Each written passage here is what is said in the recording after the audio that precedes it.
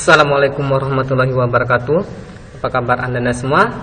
Bapak harap anda semua dalam keadaan sehat dan tetap semangat dalam mengikuti kegiatan belajar mengajar hari ini. Materi hari ini masih lanjutan dari materi minggu lalu tentang Asmaul Husna. Adapun materi yang kita pelajari yaitu tentang Al-Raqib, Al-Mubdi, Al-Muhyi, Al-Hayyu, Al-Qayyum, Al-Akhir, Al-Mujib, Al-Awwal. Dan pribadi yang diharapkan dengan kita pelajari Asmaul Husna ini adalah pribadi yang waspada, pribadi yang optimis, pribadi yang pantang menyerah, pribadi yang suka introspeksi diri, pribadi yang mandiri, pribadi yang bertakwa, pribadi yang penolong, dan pribadi yang suka berdakwah.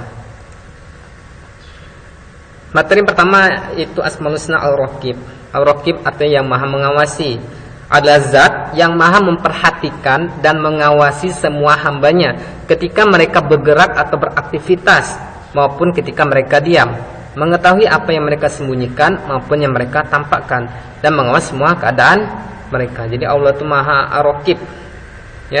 Jadi apapun yang kita sembunyikan di dalam hati, yang kita sembunyikan di dalam pikiran kita, apa yang kita rencanakan, Allah mengawasi semuanya dan memperhatikan semuanya.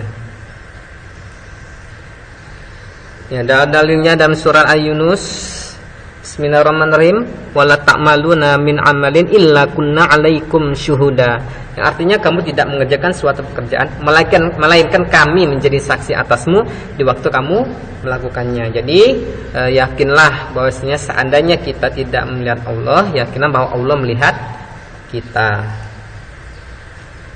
Nah, dengan memahami dan menghayati Asmaul Husna Al-Raqib, maka akan tumbuh dalam diri kita sikap pengawasan dan kontrol terhadap perbuatan lahiriah maupun batiniah. Jadi dengan adanya kita sikap kontrol perbuatan lahiriah maupun batiniah, kita dalam melakukan perbuatan sehari-hari kita harus berhati-hati.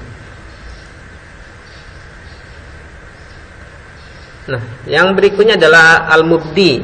Al-Mubdi'u artinya yang maha memulai. Allah dialah yang memulai semuanya, memulai keberadaan alam beserta isinya melalui kemampuannya mencipta. Dia menciptakan sesuatu dari tiada, maka wujudlah segala yang dikehendakinya. Sebagaimana diciptakannya manusia atau manusia pertama itu Nabi Adam alaihissalam. Bismillahirrahmanirrahim. Wala yabda'ul khalaqa tsumma yu'iduhu tsumma ilaihi turja'un. Yang artinya Allah menciptakan manusia dari permulaan, kemudian mengembalikan dan menghidupkannya kembali, kemudian kepadanya lah kamu dikembalikan. Jadi kita ini diciptakan dari permulaan, dari sel sperma dengan sel telur jadi manusia, terus kita meninggal, maka kita akan hidupkan kembali di hari kiamat. Allah maha memulai, maka marilah kita meneladaninya dengan memulai untuk banyak berbuat kebaikan dan mulai mempersiapkan diri dalam segala hal. Nah, jadi kalau kita mengetahui bahwa Allah itu maha memulai, maka marilah kita mulai sesuatu itu dengan sesuatu yang baik, diawali dengan bismillah. Materi berikutnya tentang Al-Muhyi. Al-Muhyi artinya maha menghidupkan. Allah menciptakan manusia, Allah lah yang menciptakan manusia, menghidupkan, mematikan, kemudian menghidupkan kembali pada hari kiamat. Dalam surah Al-Hajj ayat 66, Bismillahirrahmanirrahim. Wa huwa allazi ahyaakum tsumma yumitukum tsumma yuhyikum innal insana lakafur. Dan dialah Allah yang telah menghidupkan kamu, kemudian mematikan kamu, kemudian menghidupkan kembali. Sesungguhnya manusia itu benar-benar sangat mengingkari nikmat. Jadi ya, kita manusia itu sangat mengingkari nikmat, kurang banyak sekali yang kurang bersyukur. Karena apa? Karena kita ini terlalu memikirkan dunia. Kita membandingkan orang dalam kehidupan dunia, sehingga kita menjadi orang yang tidak bersyukur. Karena syukur nikmat itu tidak hanya berupa harta. Kita diberi kesehatan itu termasuk syukur nikmat. Maka hendaklah seorang selalu menyerahkan dan menggantungkan segala urusan kepada Allah SWT dan kembali kepadanya dengan menghidupkan segala petunjuk dengan perbuatan taatnya. menghidupkan syiar Islam dalam kehidupan, menghidupkan semangat untuk maju. Jadi pribadi yang diharapkan dari sifat al-muhyi ini, kita harus menjadi pribadi yang penuh semangat untuk maju, menghidupi diri sendiri, orang tua dan keluarga dan lain sebagainya. Asmaul husna berikutnya adalah al-hayyu, yang artinya maha hidup. Allah adalah zat yang tak mungkin mengalami kematian. Sifat hidupnya merupakan sifat yang niscaya, mutlak dan tidak mengalami penyusutan, kerusakan atau peniadaan.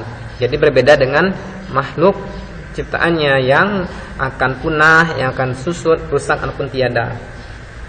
Dalam surah Al-Furqan dijelaskan, bismillahirrahmanirrahim, wa tawakkal 'alal hayyil ladzi la yamutu wasabbih bihamdihi wa kafa bihi bizunubi ibadihi khabira.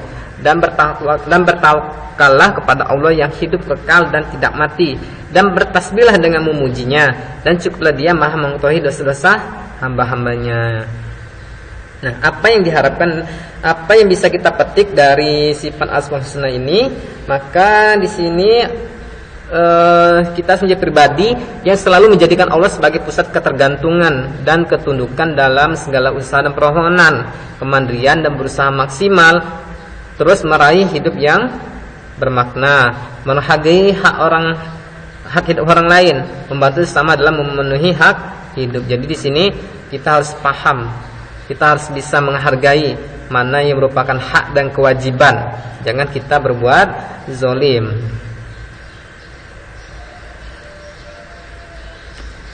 Asmaul husna berikutnya adalah Al-Qayyum. Al-Qayyum artinya yang maha berdiri sendiri.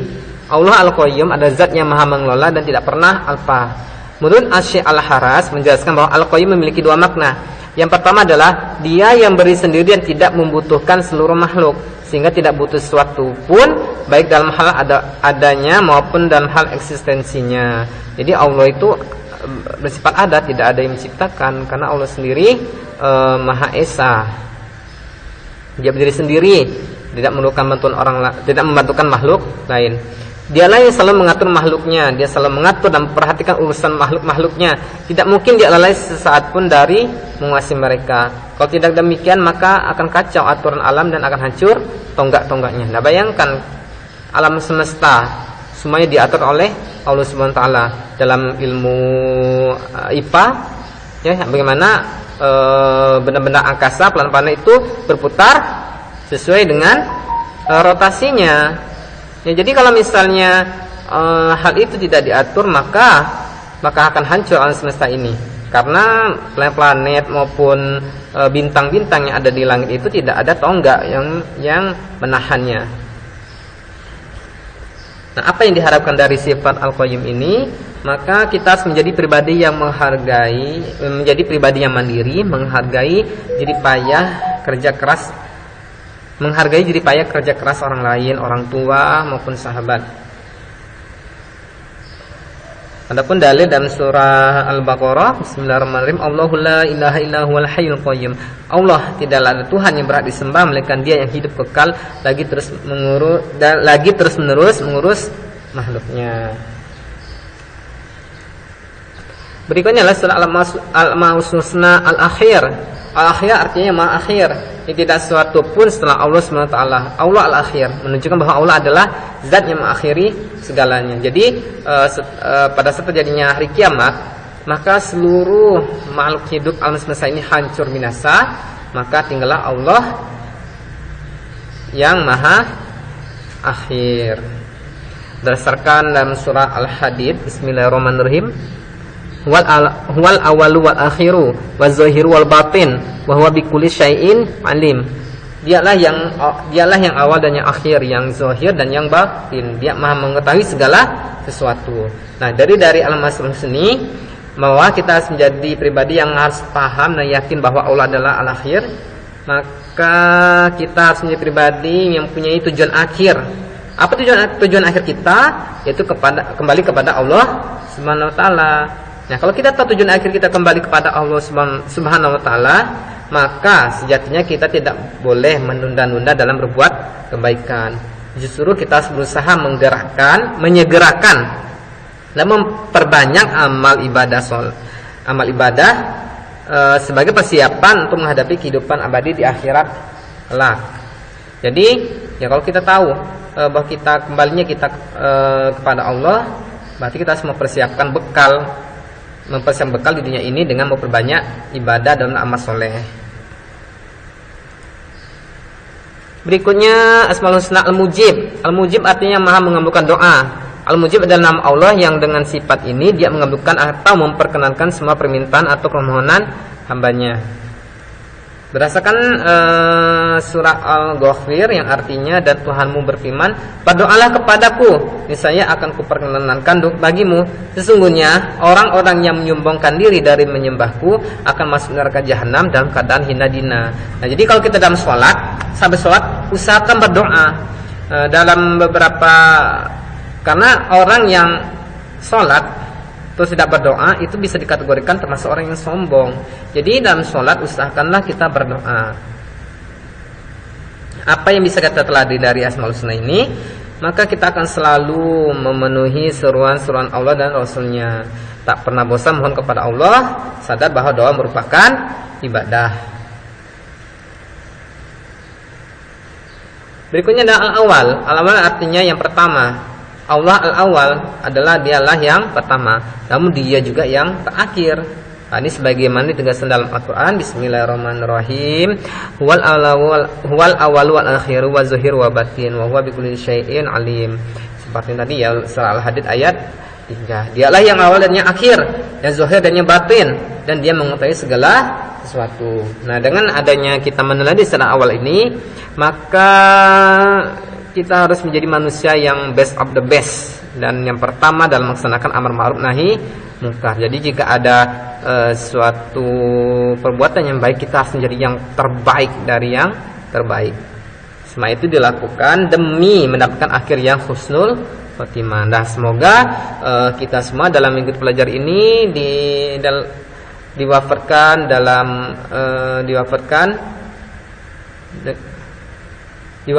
dalam husnul khotimah.